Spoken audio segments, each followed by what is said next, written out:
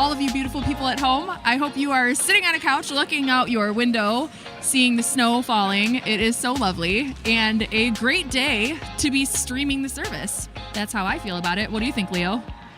Yeah, oh, you're just gonna nod. This is my 9-year-old. He volunteers here on Sunday mornings doing the bagels because he really loves food and he really loves giving people food. So anyway, Leo, we had New Year's resolutions this year. What were they? Mine was not doodling on my homework. And do you remember what mine was? Mom's was not yelling at cars. Not yelling at cars while we're driving. Yes, that was my New Year's resolution. But for you, yours might have been to come to church or stream church live. And we're so glad that you are here joining us today. We hope that you love it. We hope that you feel seen during this message. You will get that after the whole thing starts because that is the series that we're in. But either way, we love you and welcome and have an awesome time in the service. We'll see you when it's over.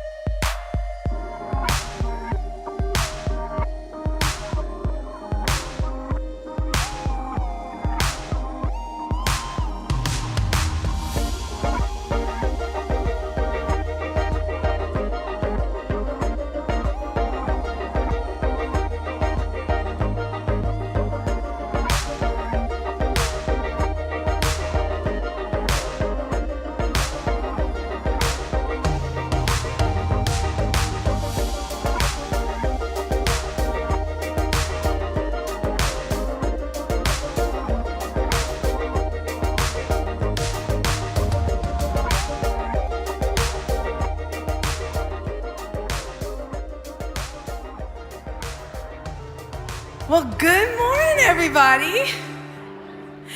How's everybody doing this morning? Welcome to 2024. First weekend, come on. Well, would you guys stand? Let's worship and start this year off together in the right way. Come on.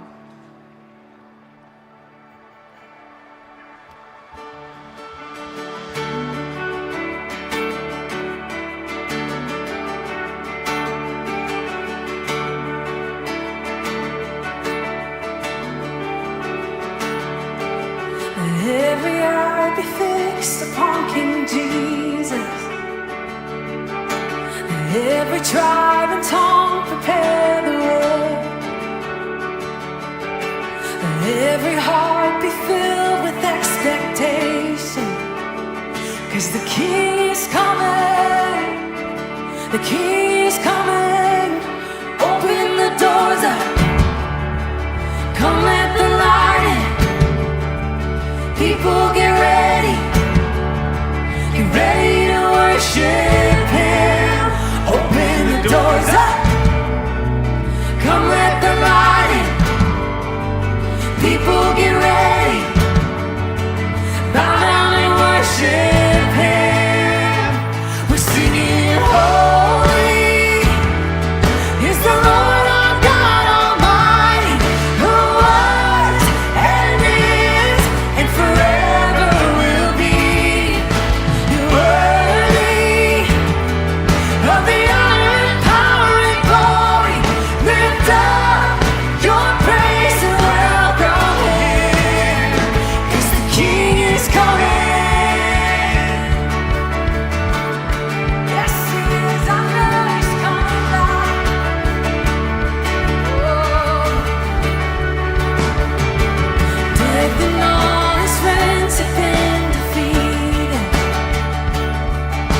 To hell with all our guilt and all our shame. Let the people of the Lord shout out in triumph, 'cause the King is coming. Yes, the King is coming. Open the doors up, come let the light in. People get ready to worship Him. Open the doors up, come let the light in. People get ready, bow down and worship Him. We're singing holy is the Lord our God Almighty, who was and is and forever will be. You're worthy of the honor and power and glory. Lift up your praise and welcome Him, 'cause the King is coming. The King is coming. The King is coming. Yes, He is. I know. Here comes the roar as the glory fills the skies. Thunder and lightning as the heavens open wide. Oh, sing hallelujah, for the Lord is on the move. He's coming back. He's coming back. Yes, He's coming back. He's coming back. Oh, no, He's coming back. He's coming back. He's coming back. Yes, He's coming back. We're singing holy. Come on. Is the Lord our God Almighty, who was and is and forever will be. He's worthy of the honor and power and glory.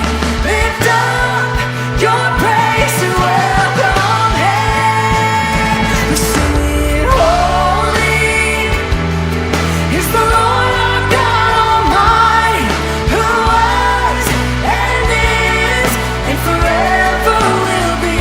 'Cause He is worthy of the honor and power and glory. Lift up your praise and welcome Him, 'cause the King is coming. The King is coming. Yes, the King is coming.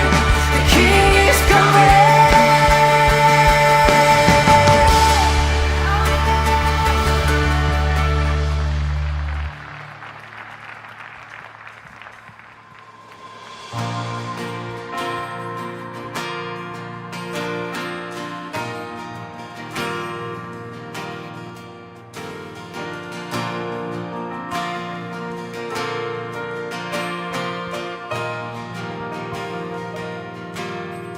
Christ is my firm foundation,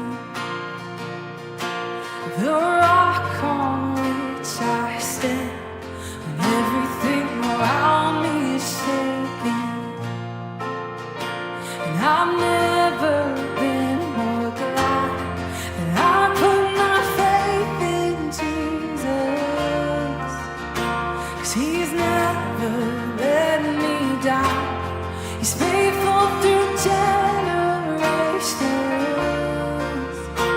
So why would He fail now? He won't.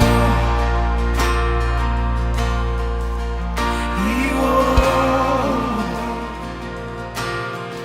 I've still got joy in chaos. I've got peace that makes no sense. So I won't be going under. I'm not held by my own strength, 'cause I built my life on Jesus. He's never let me down. He's faithful in every season. So I why would he fail now? He won't. He won't. He won't fail.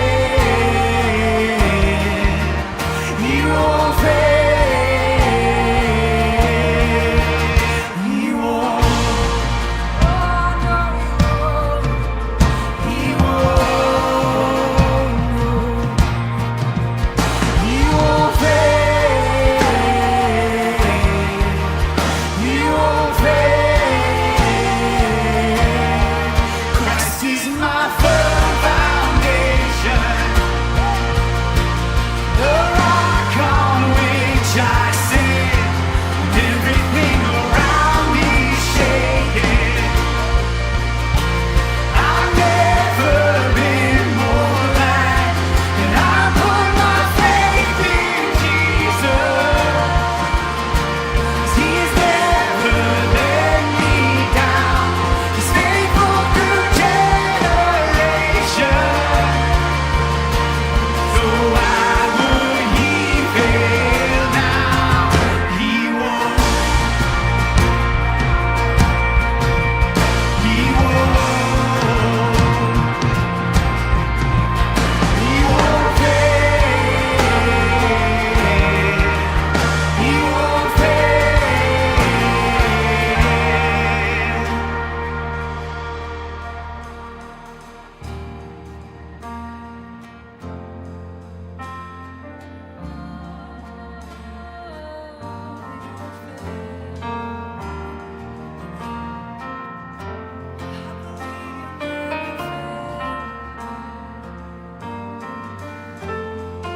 Rain came and wind blew. My house was built on you. I'm safe with you. I'm gonna make it through. Rain came and wind blew. My house was built on you. I'm safe with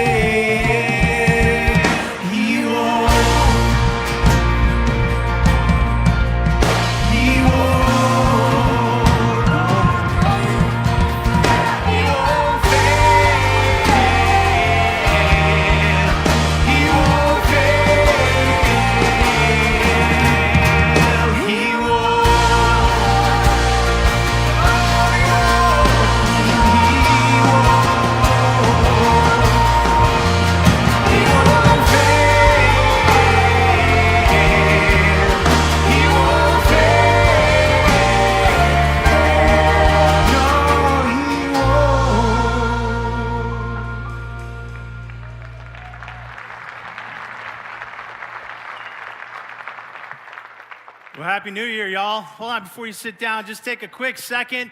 This is our first time together since last year. Just say hello to somebody near you. Let them know what the best part of your new year has been so far.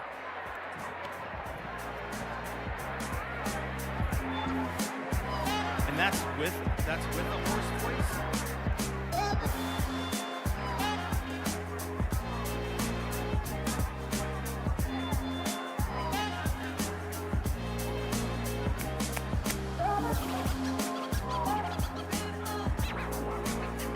So, speaking of things that'll never fail, little insider knowledge, Joyce, who is up here on the guitar, is like battling a cold, and if she talks to you, her voice is like super hoarse, and she's like, I hope it holds out. I'm like, if that's your horse voice, like what the heck? Never failed today.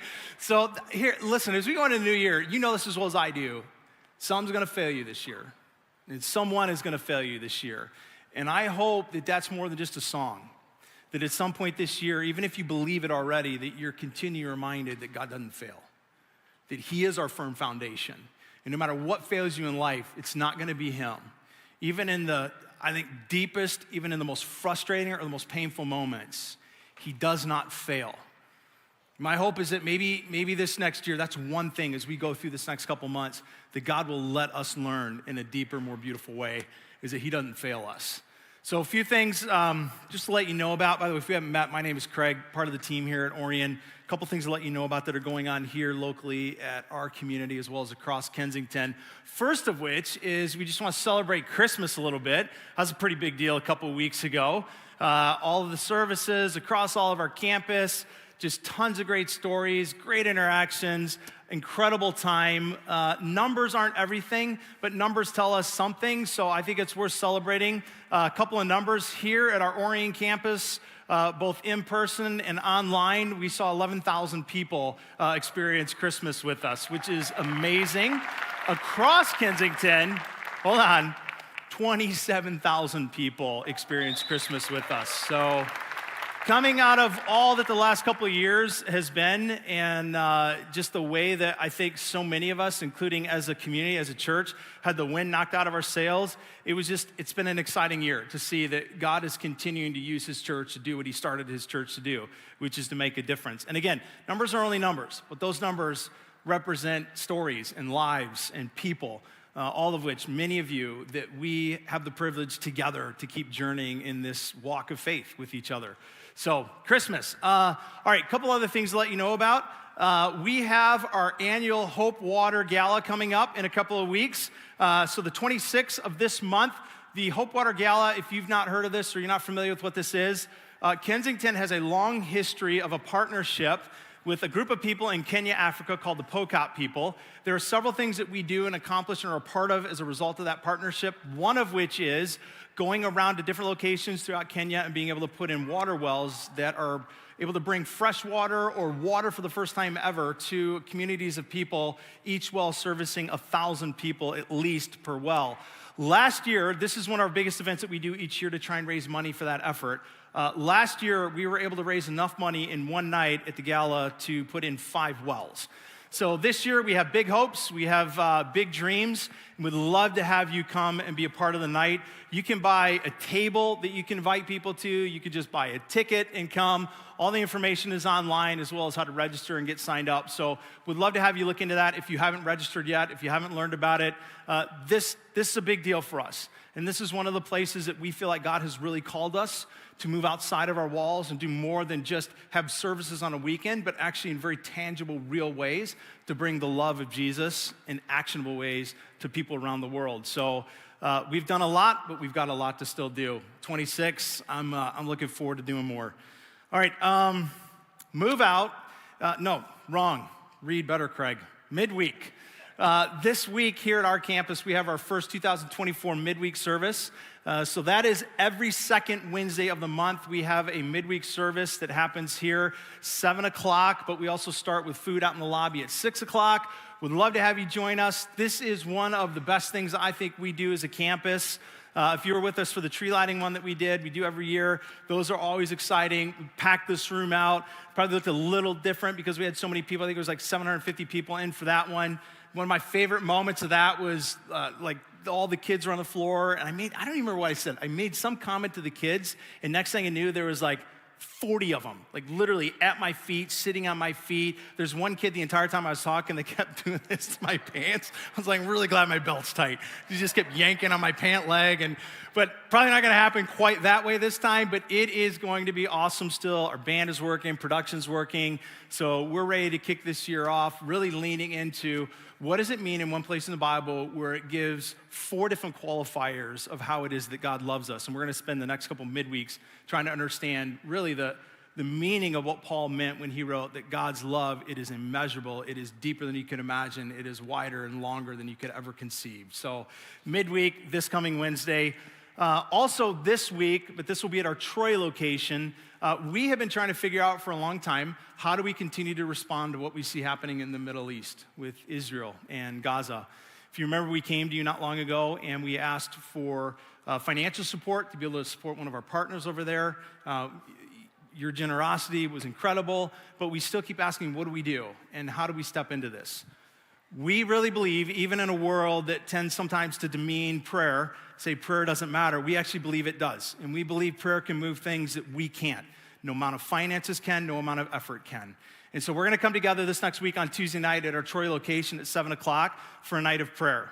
Prayer for the people being hurt, for the lives being lost, prayer for the war to end, for the violence to end, prayer for wisdom and better decisions among leaders. So we would just invite you to come to our campus, to come together across all campuses, and we're gonna spend some time doing what I think we can do best, to ask God to move in ways that we can't move. So that's gonna be this Tuesday. All right, now move out. One of the things that we do around here, and if you've been around, you know this, maybe you've heard it, maybe you've been around and you're like, I'm not really sure what this is, move out. Years ago, there was a part of what we do that began called Move Out because we really do believe that what God's called us to do is to be a people that don't just come and sit. But this is a fraction on a weekend of what we do and who we are. That the bigger bulk of who we are is a people that are committed to moving into our communities, moving into the world. Not just sharing the love of Jesus, but also sharing in good works, in kindness, in deeds, actually extending like Jesus modeled for us. Cups of water, service, food, like being his literal hands and feet.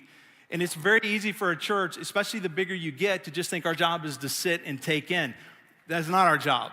Our job is to move out. And so we have a part of Kensington called Move Out that contains 50 some odd different organizations all around the Metro Detroit area that we've partnered with in an attempt to give opportunities to all of us to regularly throughout the years move out of our seats into our community and making a difference.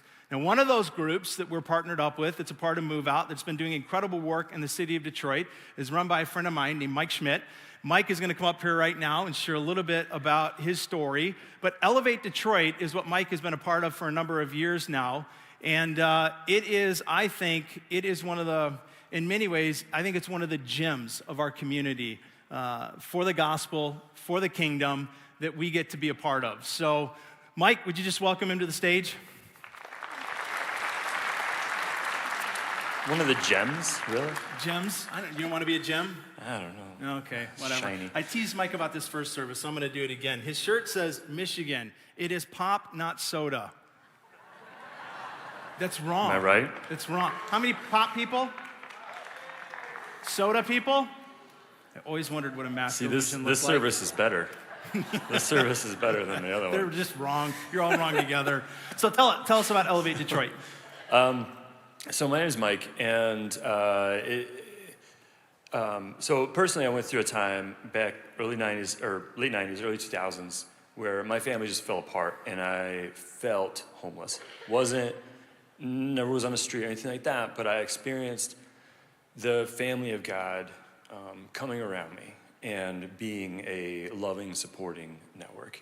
And fast forward a few years down the road, and my friend John had this idea, and he was like, hey, I know where there's this vacant lot, and there's usually a few homeless guys hanging out there. And he sent like a Facebook message out to probably 10 or 15 of us and said, hey, what do you think would happen if we, just brought a grill and maybe some food and a Frisbee or whatever and just hung out for the day and just spent some time hanging out. I'm not trying to feed anybody, just hanging out. And we all kind of said, let's see what happens. I kind of thought it was more likely for us to get either beat up or arrested, but it did go well. And there was this like side besides that, there was like this church thing that I was kind of involved with, and we had done a barbecue thing a few weeks before. We didn't have much in terms of resources or whatever, but we had some extra food at the end, and we were going to do another one. Just church people, just college church people, in fact, only.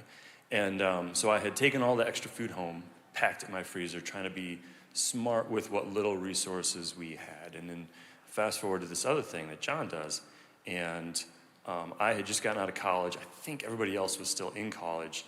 I remember somebody's parents gave us a $40 gift card to Gordon Food Service. And we just thought, like, jackpot. Like, this is now we're set. And so we go, and it was a gorgeous summer day, and I'm standing in line, I'm waiting to get lunch, and I'm talking to this guy, and he just had said something like, I'm so glad you guys are here, or I wouldn't get anything to eat today. And like right behind me was where, people were cooking and whatnot. And at that same time, I hear somebody say, I'm sorry, but we're out of food. I'm like, that's it. And in that moment, in my mind's eye, all I could see was my freezer at home that was packed with pretty much the same food that other people had bought and brought and shared. And it didn't even occur to me to have brought it and shared it. I wasn't trying to be stingy. I was trying to be like smart with what little I had. And, but in that moment, I thought the reason that guy isn't going to eat today and the reason that I'm not going to get lunch today is because I didn't even occur to me to bring and share what I could have shared. And so we decided to do that once a month. And so I texted, called a few friends, some of them were pastors, and was like, I can't do it. I don't have a job. I just got out of college. I don't have a job. This is 2007. Nobody had a job.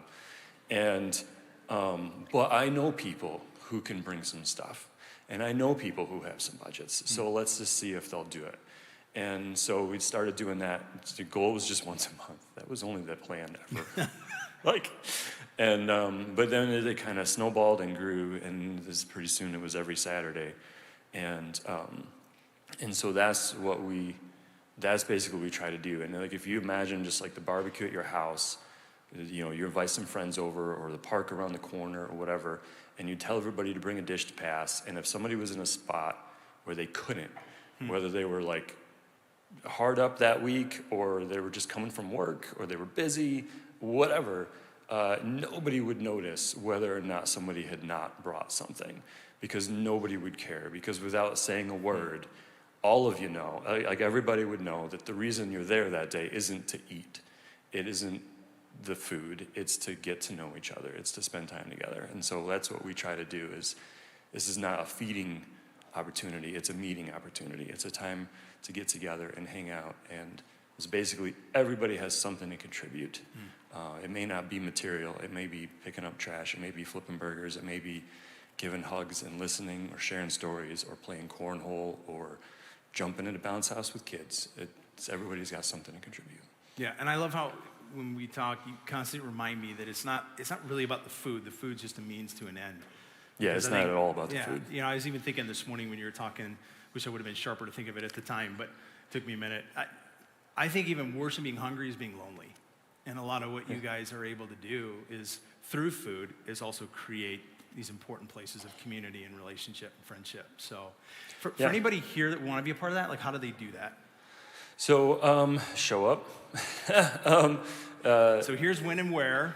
Yeah, look at that. There's one where. There's a bounce house. There's a bounce house. It can take 800 pounds. So for anybody thinking it is only for kids.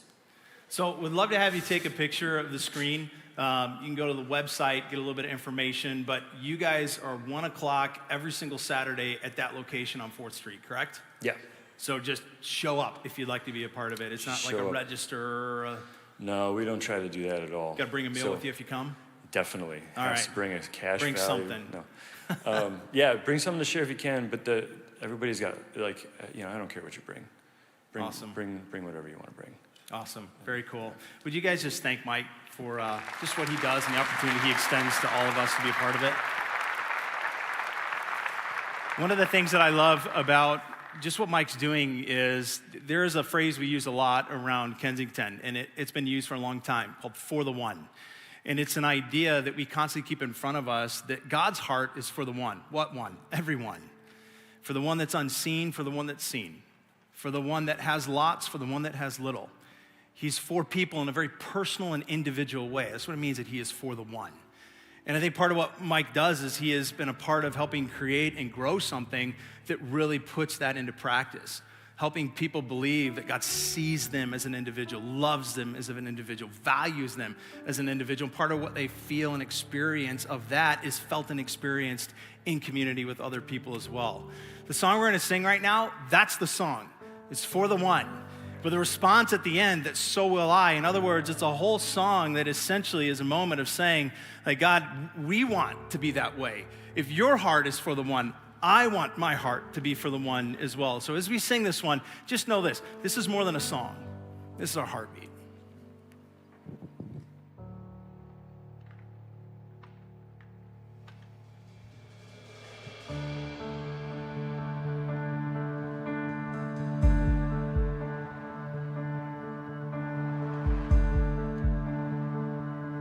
Let me be filled with kindness and compassion for the one for whom you loved and gave your son for humanity. Increase my love. Help me to love with open arms like you do. A love that erases all the lies and sees the truth. So that when they look in my eyes, they would see you. Even in just a smile, they would feel the Father's love. Oh, how you love us. From the homeless to the famous and in between. You formed us, you made us carefully. 'Cause in the end, we're all your children. Help me to love with open arms like you do. A love that erases all the lies and sees the truth. So that when they look in my eyes, they would see you. Even in just a smile, they would feel the Father's love. Let all my life tell of who you are, and the wonder of your never-ending love. Let all my life tell of who you are. You are wonderful and such a good Father. Let all my life tell of who you are, and the wonder of your never-ending love. Let all my life tell of who you are. You are wonderful and such a good Father. You are wonderful and such a good Father. Help me to love with open arms like you do. A love that erases all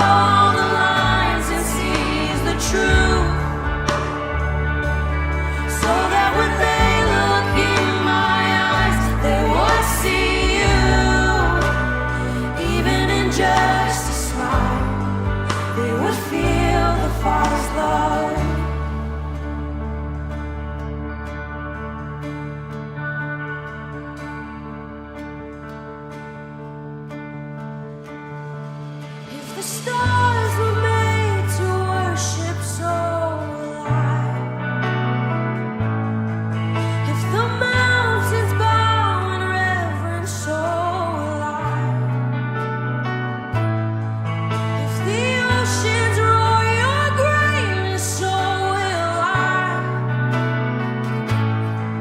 For if everything exists to lift you high, so will I. If the wind goes where you send it, so will I. If the rocks cry out in silence, so will I. So will I. If the sum of all our praises still falls short, then we'll sing again 100 million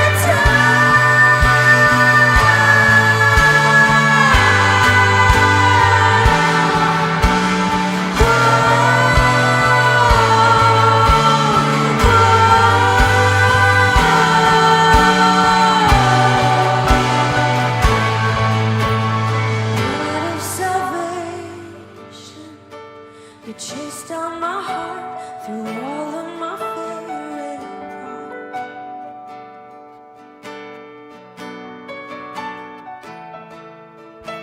On a hill you created, the light of the world, abandoned in darkness to die.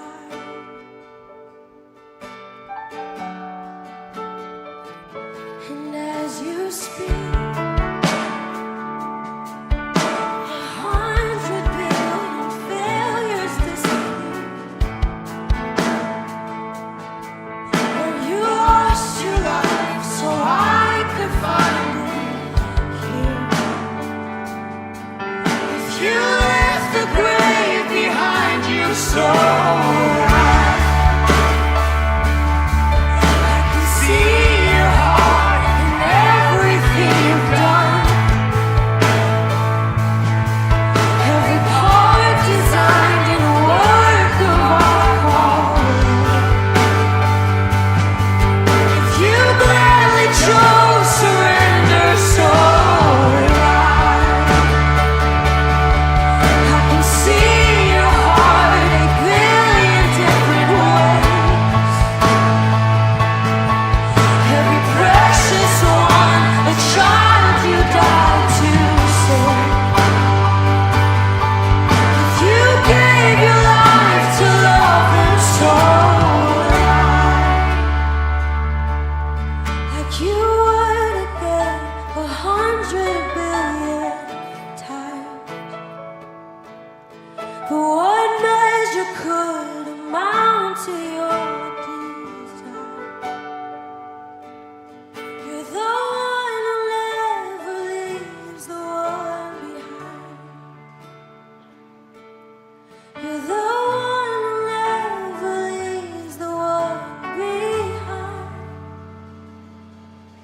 You're the one who never leaves the one behind.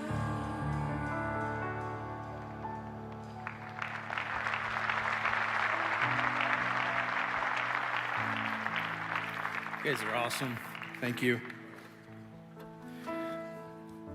There's one line in that song that always seems to get me the most, like connect with me. It's when we sing 100 million mistakes disappear.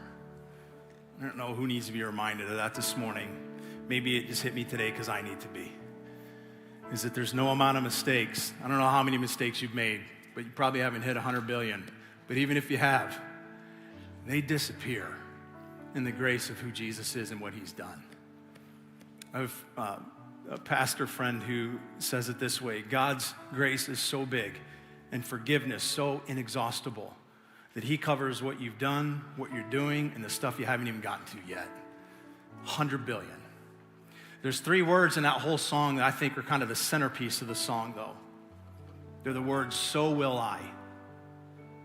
They're kind of, it's like an anthem, a promise to Jesus that I will live my life in such a way that who you are will be who I am. that I will be who you are, that we will be who you are. If you lived your life forgiving, then so will I. If you lived your life with grace and compassion, then so will I. If you lived your life committed to the truth, then so will I. If you lived your life giving, then so will I. If you lived your life in a way to make the right decision when it cost you, then so will I. The challenge with that is that among all the things that we can know about God from knowing Him and from His Spirit, from this book, is that we're told in this book that God is vastly different than us. So this so will I desire of ours that says we want to be like you, Jesus, the challenge is He's not like us. He is nothing like us. As a matter of fact, one of the prophets in the Old Testament says that His ways are above our ways. And His thoughts are even above our thoughts. Like, He doesn't think like us. He doesn't act like us, which means ultimately He doesn't see like we see. I mean, big surprise, right?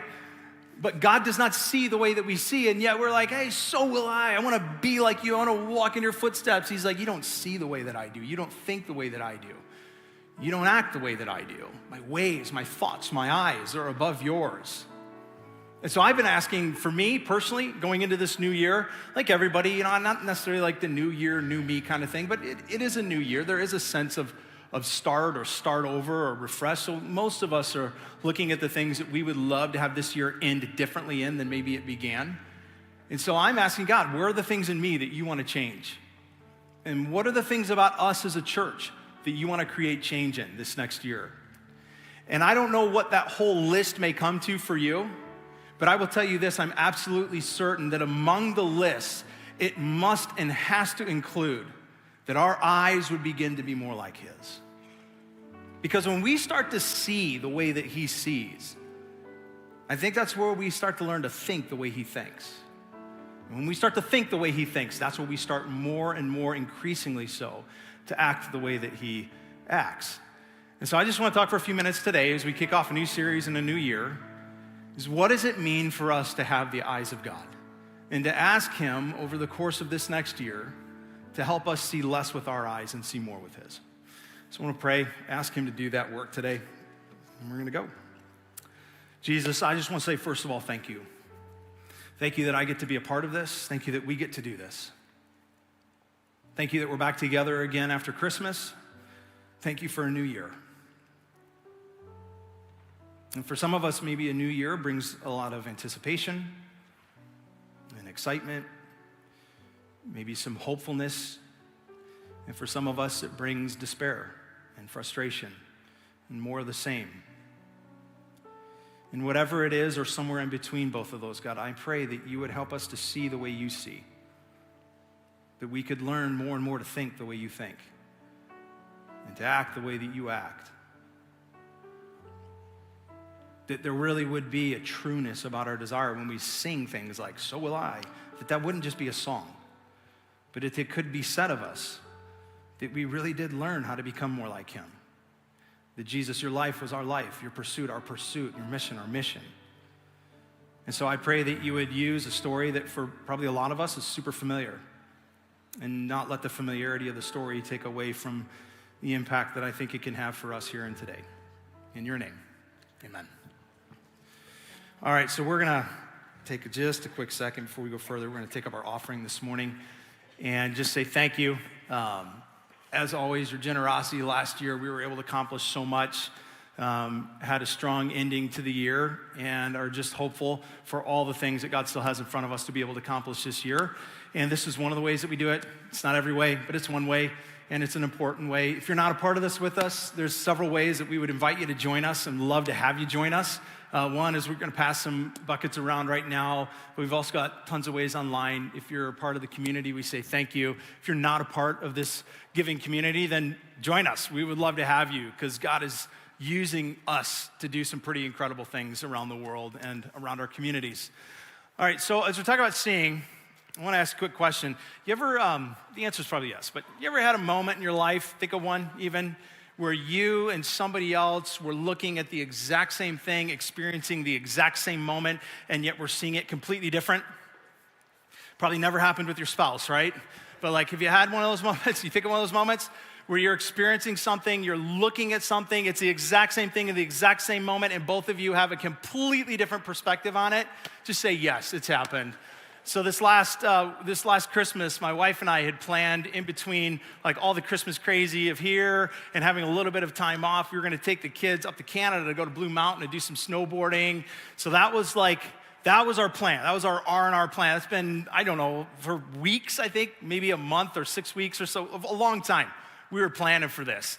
And around Kensington, when it hits the holidays, it gets nuts.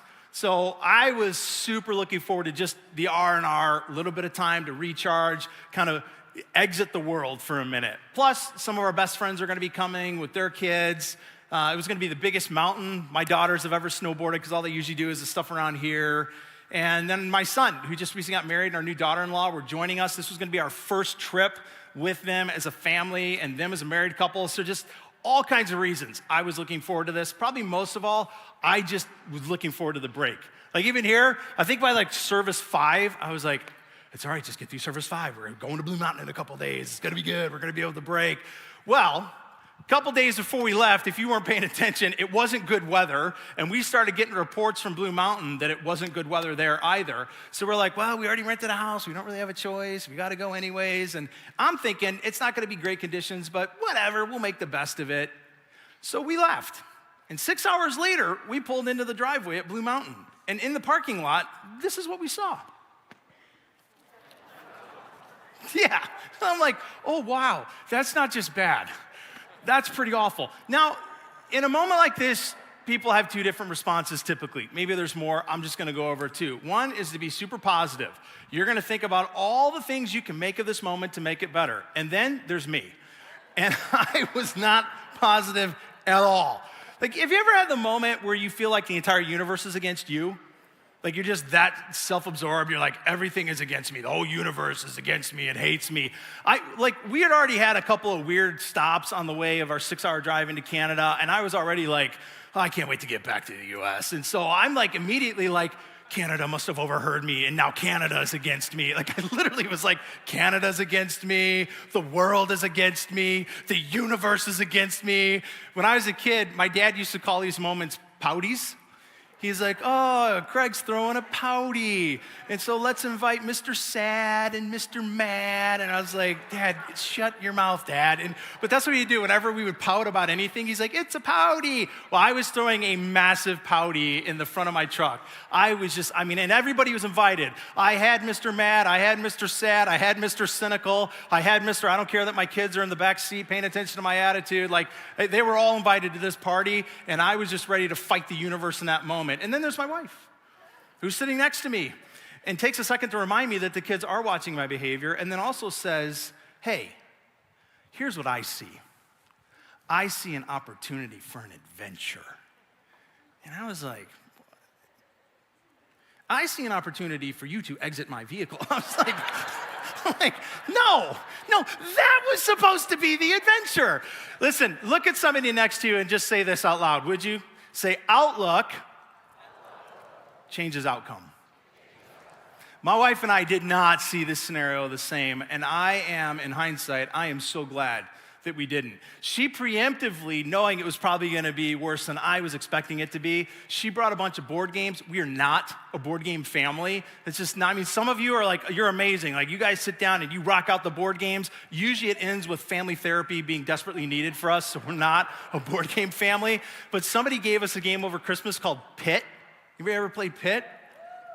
Yeah, that game is awesome. You need to go get Pit. It'll either make your family stronger or put you in therapy, but you'll have an experience one way or the other. So, we played all these board games. We had so much fun. And then my wife planned this hike. So she booked us on a hike that I'm in the middle of my pouty. So I would have never thought, let's go hiking. What we didn't anticipate is that all the rain beforehand, probably hiking up to the top of Blue Mountain wasn't a great idea because it was pure mud. My daughter-in-law, who's not necessarily a super outdoorsy person at all, wore a really nice coat down to her ankles and her new Bluntstones. Is that what they're called? Bluntstones? I don't know, whatever, nice shoes.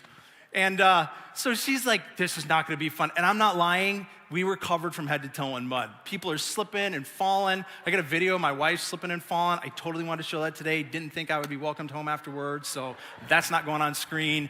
But there's no picture of that because by the time we got back, everyone's just like shedding layers, kicking their boots off. I'm like, you are not riding in my truck. But I'm telling you, that created a memory more than if everything would have gone to plan. And it was 100% because my wife had a different perspective than I had. And her outlook changed our outcome. Say it with me one more time. Outlook changes outcome. The Bible is full of examples of times where Jesus attempted to elevate the way his disciples and the people that followed him saw the situations around them.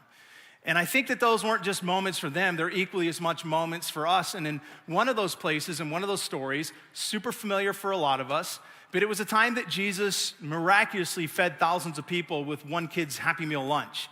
And I want to look at that for a minute because as we're talking about going into this next year and beginning to learn to try to see more with Jesus' eyes than our own eyes to lead us to his thoughts and his ways, I think there's a ton in this story that we can mine out of it that's helpful for us in understanding what it looks like to see the ordinary, simple moments of our lives with a different set of eyes. So here's what I did. This is one of those passages in the Bible that's recorded in all four Gospels. So Matthew, Mark, Luke, and John. That's not always true about every story. Those are the four books that are exclusively about Jesus' life, his teachings, his miracles, what he did, who he was. So sometimes you'll have certain accounts in certain books, but not in others. And when you have one that's in every single book, you also have authors including a little bit different details at times. Not different in terms of conflicting, but just filling the picture out more. This is one of those, I think, if you read just one account, you don't get the fullest picture. And so I put it together in like a harmony. So all four of the readings together. So you're not gonna find it if you try and follow along in your Bible unless you can like mad dash between all the Gospels at one time, which you can't. So it will be on your screen. But here's the account of the story as it goes from Matthew 14, Mark 6, Luke 9, and John 6. When the apostles had returned, they gathered around Jesus and told him everything that they had done and taught. And he said to them, "Come with me privately to an isolated place and let's rest a while. For there were many coming and going, and there was no time to even eat." So they went away by themselves in a boat to a remote place near a town called Bethsaida on the other side of the Sea of Galilee, also called the Sea of Tiberias. But a large crowd was following Jesus because they were observing the miraculous signs that he was performing on the sick. And many saw them leaving and recognized them. And they hurried on foot, and all of the towns came and arrived there ahead of them. And as Jesus came to shore, he saw a large crowd, and he welcomed them. And he went up on a mountainside, and he sat down with his disciples. And Jesus taught them many things about the kingdom of God. He cured those who needed to be healed. And it was already late in the day, and Jesus' disciples came to him and said, "This is an isolated place, and it's getting pretty late. So send them away so that they can go to the surrounding countryside and villages and buy something for themselves to eat and to find lodging." But Jesus said to them, "They don't need to go. You give them something to eat." "Well, where are we to buy bread so that these many people can eat?" And Jesus had asked this and said this because he knew what he was going to do. It was a test. So Philip, one of the disciples, replied, 200 silver coins of bread wouldn't be enough for them to each get one of a little bit. So should we go and buy bread for 200 silver coins and give that to them to eat? And Jesus said to his disciples, "How many loaves do you have? Go and see." So one of the disciples of Jesus, Andrew, Simon Peter's brother, found out what Jesus had said and went and looked. And what he found, he came back and reported. "Here is a little boy who only has 5 barley loaves and 2 fish. But what good are these among so many people unless we go and buy food for all of them?" And then Jesus directed them to sit down in groups on the grass. Now there was a lot of grass in that place. And so they did as Jesus directed, and they sat in groups of hundreds and fifties. And he took the 5 loaves and the 2 fish, and looking up into heaven, he gave thanks, and he broke the loaves, and he gave them to his disciples to serve to the people. And he divided them, the 2 fish among those who were seated, and they got as much as they wanted. And when they were all satisfied, Jesus said to his disciples, "Gather up the broken pieces and the fish that was left over so that nothing is wasted." And so they gathered them up. They filled the 12 baskets with the broken pieces from the 5 barley loaves and the fish that was left over by the people who had not eaten. And not counting women and children, there were about 5,000 men who ate. I want to tell you really quickly why this is so important for me and how this has been speaking to me that I hope it will speak to all of us over the next couple minutes. I don't want to get to this point next year and be the exact same person I am right now. And I know that this is that time of year where we're all thinking that. And we're also aware that most of the time we get to this time of year and we're like, dang it, I'm exactly who I was last year. Or maybe we feel like we even took steps backwards. But I don't want to get to this time in 2025 and think the exact same way and act the exact same way. I want to get to this time next year and I want to be able to think more like Jesus, to act more like Jesus, to see more like Jesus. And some of you, maybe you don't. Some of you, maybe you're like, you know what? If I'm the exact same person in 2025 right now that I am today, I'm good. Great. Write a book. We'll buy it. We need to know what you've figured out. But for the rest of us, they're like, no, I would love to experience some transformation in my life this next year. And not transformation just looking at what your neighbor does or copying some other person or reading the next self-help book. The Bible says that his ways are above all of our ways. His thoughts are above all of our thoughts. You want to experience real change? We need to become more like him. I don't want to get to the next year and be the exact same. And for that to happen, that means I have to start to see things differently. If I don't start to see more through the eyes of Christ, I'm not going to think with the mind of Christ. I'm not going to behave with the behavior of Christ. That's why this is so crucial. And the things I want to look at that I think Jesus points out and challenges disciples to think differently in, it's not everything. But at the end of the day, our outlook, it will affect, and many times it will produce our outcome. And a couple of the areas that Jesus, I think, really exemplifies this and challenges it with his disciples are right here in the story. For example, number one, where the disciples saw a problem, Jesus saw potential. Where the disciples see the problem of this massive group of people that now after a full day need to be fed, they're seeing the problem. Jesus sees the potential of what can happen here. And on one hand, it makes sense, right? The disciples, they're going, we have nothing.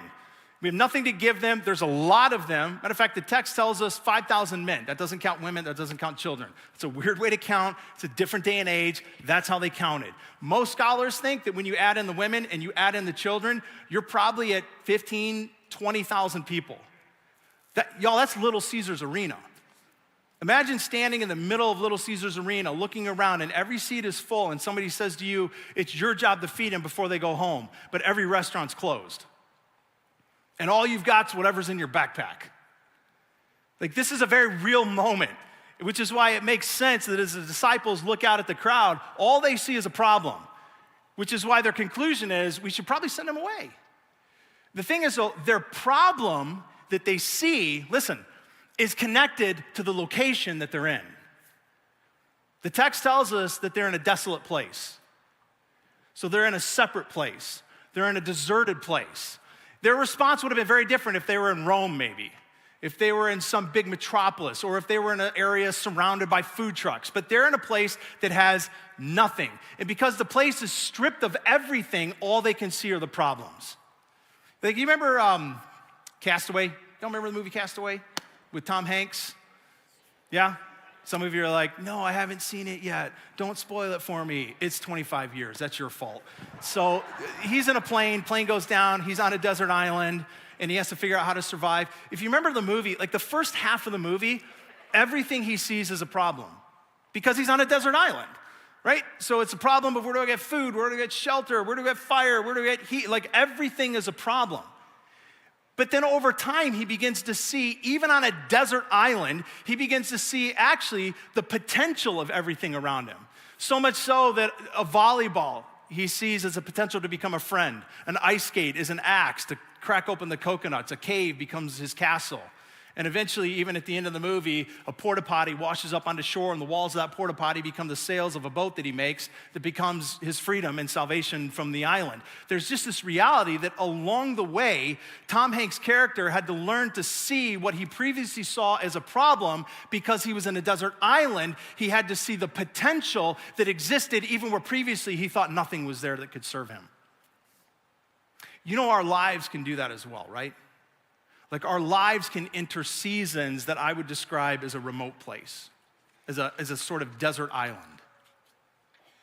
Places in our life where we feel like we are stripped of something that we had once relied on, that we once needed, that now because we don't have it or because we've lost it, now it's like all we can see are the problems in front of us. Maybe it's job, maybe it's a certain level of income, maybe it's status, maybe it's your health. Like something that was taken away. I met a ton of people over Christmas that have actually moved into the area. Kensington was one of the first churches they've come to. They figured Christmas, we'll go there. But I talked to one particular family, a bunch of kids and mom and dad, and like all of them were kind of wrestling through the journey of having left everything back home. Friends and network and community and relationships and their church back home and are here now. And part of what they're struggling with is seeing particular kids, like all the problems that are in front of them because of everything that they've lost. What if even that, maybe that's some of you, or maybe it's something else that you feel like you're kind of in a remote place in your own life where there's something that you've lost that you don't have anymore, you don't have access to, it's not a part of your life anymore. And because of that, what you see in front of you are problems. And instead, what if in fact what God is doing is going, no, this is not a problem. I want you to start to see the potential of what I'm up to. Sometimes when we're in a place that's remote in our life, our response is to do what the disciples encouraged Jesus to do, which is to send everybody away. In other words, put them in a place that's not remote. He said it, put them in a place, send them to a place where there's lodging, where there's food. Like when we're in a remote place in our lives, that's what we want to do. We want to get out of it. We want to go where there's the things that we need, the things that we want, the things that we've lost. But what if those are the very moments where God's going, no, you don't need to leave this place because you don't yet see the potential of what I can do here and what I can create here that wouldn't be created if you had everything you thought you needed. Because our outlook does what? It can change our outcome. Give you a quick resource in a book I've loved reading this last year. It's called The Obstacle is the Way. It's by a guy named Ryan Holiday, put it on the screen. I will warn you, not a Christian author, not a Christian book, uses some colorful language, but he writes throughout history, looking at significant moments of history and historical figures that faced unbelievable odds that had a choice in front of them. To either simply see the problem that was in front of them or to see the potential. And to those who chose to see the potential, how they overcame it and created things that would have never been created. So it's been a super encouraging read. I've loved the read. A friend of mine turned me on to it because he actually knows the author. So there you go, handing it out to you. But I do believe that one of the things that God will possibly lead some of us into this year is a place where in our lives we go, it feels like I'm in a remote place. And in that place, you'll have the choice to either see through your eyes and only see the problems, or to ask Jesus to give you his eyes and see the potential of what he may do even in the desert place. I think you look at the disciples and you also see that where they saw the impossible, Jesus saw a solution. You know, I think in every dynamic of a group, whether it's 2 people, whether it's 20 people, you've got some people that are gonna be the planners. Who's the planners in the room? Like you're planning out all the details, right? And then there's other people. I'm probably more the other category. You're the person that's just like, we'll figure it out. All right, you're just gonna go with it and fly by the seat of your pants. So the disciples are no different. Philip, he's the planner. And it says here that Philip starts looking around at the crowd when Jesus says to him, hey, here's what we're gonna do. You're gonna feed him and you're gonna take care of it. It says Philip starts looking around. He's doing all the math. He's like, no, carry the one and divide by. He's like, we don't have enough money to even give scraps to some of the people, let alone all of the people. He's looking at the crowd, and not only does he see a problem, he sees an impossible problem that there's no way they can do anything about. Not to mention the fact that not only do they not have the resources, they don't have the skill set. This isn't who they are. They come from a variety of background, all the disciples, from fishermen to tax collectors. None of them are bakers. So God's asking them to respond to a situation that not only is impossible, but it's outside of who they are, what they have, what they've done.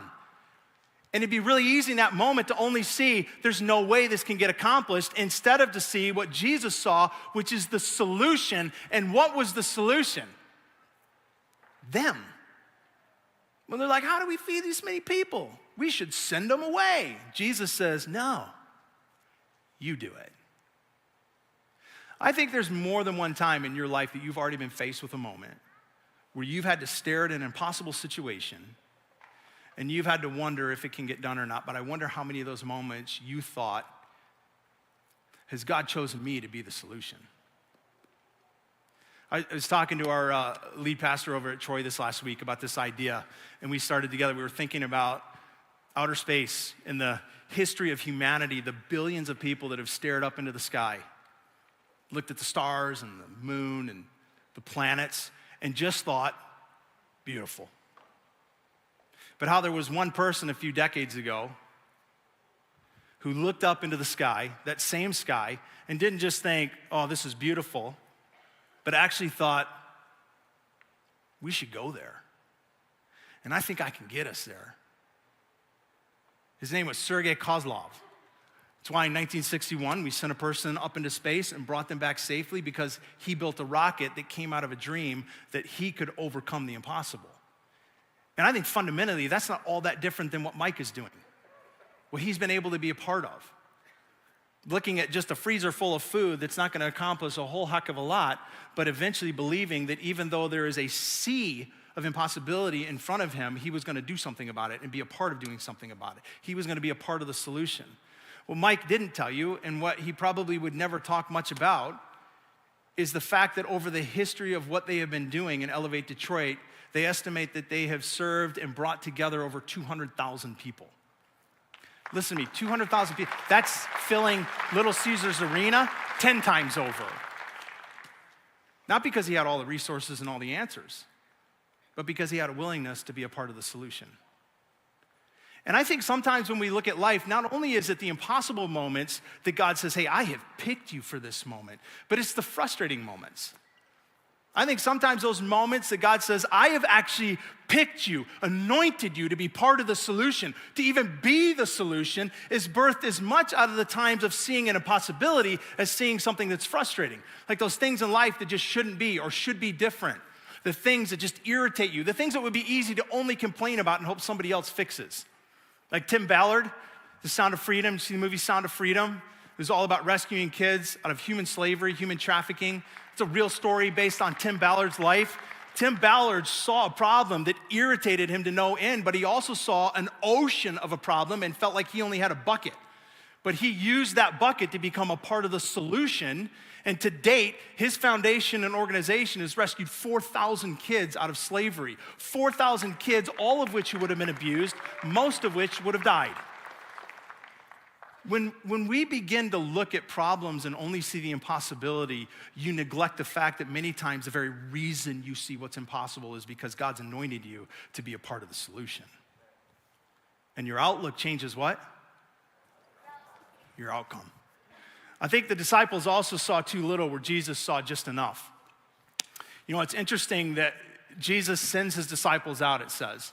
He says, hey, I want you to go take inventory of what's out there, which is interesting because he knew, as well as they did, there's not going to be enough food to be found out here. Everybody's hungry. Nobody packed a lunch. This wasn't supposed to be a full day away, so everybody didn't plan well. But he still sends his disciples nonetheless to take inventory of what is there, even though he knows there's not going to be enough in their mind. And what do they find? They find this one random little kid who clearly is the planner in the group. He's got just enough for himself. And that's what they bring back to Jesus. And the report back to him is, we've only found enough for this little boy. The word only can be a very dangerous word at times. Because what they didn't realize is that's all they needed. Because what they also had was Jesus. Sometimes when we look out at our life, it's something that we feel like we don't have enough of. And you can fill in the blank as to what it is. And it changes from moments to moments. I think what God would have us to do in those moments is not just sit there and look at what we don't have enough of, but start to take inventory of what we do have. Because so often, the things that we think we have enough of, that's a mentality more than a reality. It's how we have taught ourselves to think instead of the reality of our situation. I mean, think about it, for example. The poor wish they had the money that you complain you don't have enough of. The dying wish they had the time that you complain there isn't enough of in the day. The jobless complain, they wish they had the job that you complain doesn't value you enough or appreciate you enough. The single person would love to have the relationship that you complain hasn't changed enough or fast enough. Like, have you ever thought about this? There is somebody right now in this world that is actually asking God, even begging him for the very things that are the opportunities, the relationships, and the experiences that you have in your life. And I think sometimes there are things that God wants to do in our lives. Listen, they hinge on us being able to take inventory of what we do have more than complain about what we don't, and then offer that little bit up to Jesus, believing he can do more than we could ever imagine and we could ever accomplish in our own strength. There is work that God will only be able to accomplish through our lives. I believe this. When we stop complaining about what we don't have and start taking inventory of what we do and then saying, multiply it, God. I don't think it's enough, but I want to have your eyes and not mine, because outlook will always affect outcome. The last area that I think Jesus is trying to raise the bar with his disciples' vision is where they see a crowd to contend with, he sees people to care for. The start of the whole text said that when Jesus with his disciples, he brings them together to go on this essential retreat. We're going to pull back. We're going to pull away. And the reason is because if you read the text just beforehand, you'll see that what's previously happened is he sent them on mission. Like, he gave them power and authority, and he said, I'm gonna actually, for one of the first times ever, I'm gonna send you to do what I've been doing, and you're gonna go do it without me. And so they have these amazing experiences. They go into towns where some of them welcome them in, others literally drive them out. Like, can you imagine the conflict of emotion and experience where some people are like, yeah, we wanna hear, and other people are like, not in my town. And then in some of the towns that they're welcomed into, they're able to share who Jesus is, and people begin to believe, and people begin to come, and small groups start to form that will eventually become churches. We're also told that there were sick people healed. Like, this isn't the disciples just watching Jesus do the miraculous. They're actually doing it themselves now. So they have this whole experience. They've been apart from one another. They're exhausted. If you've ever been on a mission trip overseas, it's like one of those kind of moments where you're just like filled up emotionally, but you're also drained physically. So they're coming back from that. They've been apart. They're excited to see each other. They sit down. They debrief. Hey, tell me what happened. They each report everything. It sounds like things go for so long. They don't even think to eat. They're just so excited to be back together to report what's happened. And then at one point, they're like, hey, we haven't even eaten yet. And then you've also got Jesus, who has just recently found out that his cousin, John the Baptist, has been executed. So he's dealing with this personal grief that's just happened. So all of this is happening in that moment, which is why he says, let's get out of here. Let's go retreat. Just us. We deserve a break. And they're like, yes. And they peace out. But the crowd sees him leaving, and they're like, wait, that's Jesus. He heals people. And they follow him. And it says they actually beat him to where he's going. So they're all there at the time. Now, Jesus would have been well within his rights to say, you know what, guys, tomorrow, I'm so sorry. I'm exhausted. They're exhausted. I'm grieving the loss of my cousin. I love you all, but not today.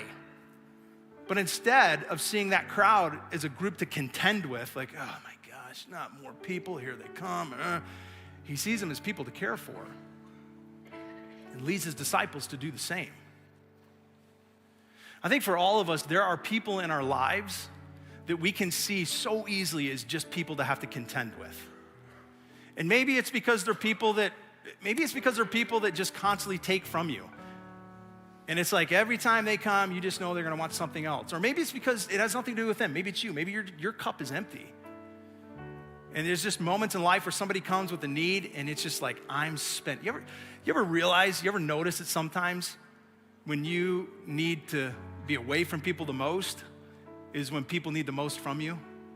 Maybe it's just a moment like that for you where you're like, my cup's just empty. And so you would tend to see people more as just needing to be contended with. Or maybe it's just because it's a person that irritates you. We've all got people that just, for some reason, they just push that button. Maybe it's somebody in your family. Maybe it's somebody in this room. Maybe they're sitting next to you. Don't move. Maybe it's somebody at your church. Maybe it's somebody at your work. Maybe it's somebody who just has a different view politically, sexually, religiously. People that would be easier to just push away or to just see as, I gotta contend with them again, I deal with them again. Instead of with compassion, realize maybe God put them in your path for you to care for them. I don't know exactly what needs to change about all of us in the ways that we see and what we see. But I think I can safely go out on a limb and say the one thing that I think all of us could learn to see different this next year is one another. Is to see each other differently. And no matter how justified or unjustified it may be for you to say, not today, I just don't have it in me, I can't contend with you today, is to not demean people, not defend people, not vilify people, not push people away. But when God brings someone into your life, even if your cup is empty, that you change your eyes and believe he put them there, that you would care for them, because when you give, you're filled back up. I'm telling you, your outlook will always change your outcome. I don't want to be the same next year, and I don't think many of you do either. But if we do nothing different, we'll be nothing different. And I think truly becoming more like Christ involves starting to see more like Christ. And these are only 4 areas to do it. But our lives are full of places where we can begin to change our outlook and change our outcome. And this next year, I hope we can celebrate that we took that serious and we leaned into that and we saw God do amazing things in us and amazing things through us, because we asked him, help us see less with our eyes and help us see more with yours. So Father, I pray that you would do that work. I trust you can. I trust you will. I trust you long to. Help us be people that do more than go through motions, or are just merely religious, or just people that believe things about you, but that are men and women who truly walk in the footsteps of Jesus, saying, who he is, so will I. Begin to change our eyes and our mind and our ways. In Jesus' name, amen.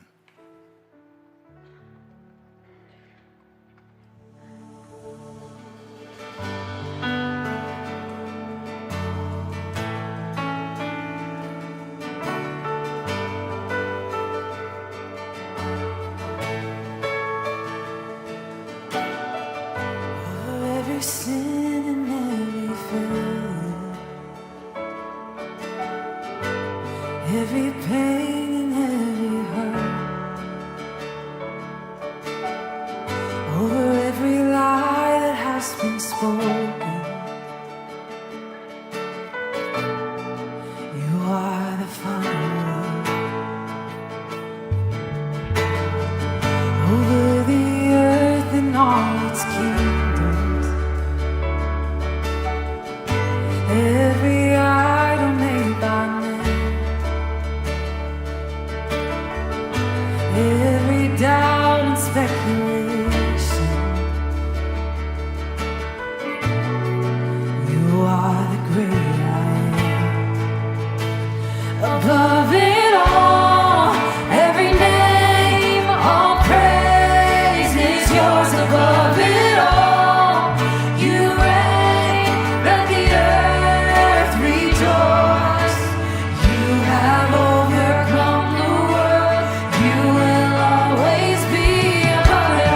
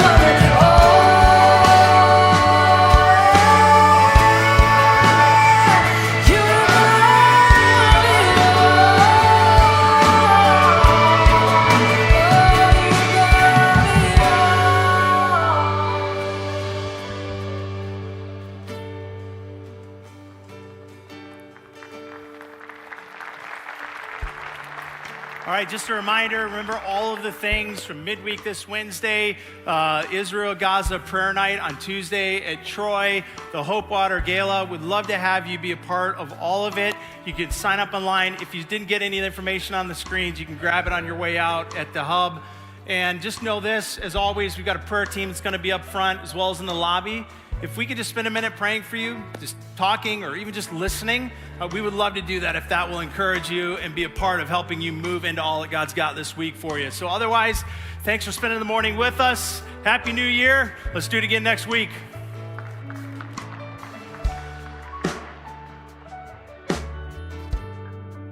To all of our online friends and the Azonis who texted me before and said, hey, I see you. We're so glad you guys are watching and hanging out with us. This is my son, Jack. Jack, say hi. Hi. Jack volunteers on cameras. So if you had an awesome view of the service, you can thank him because he's in the back moving the thing around so you can see everybody. I'm super proud of him. Anyway, we're so glad that you got to spend time with us this morning. We hope that everything that Craig said, that God is speaking to your heart on that, and we'll see you next week.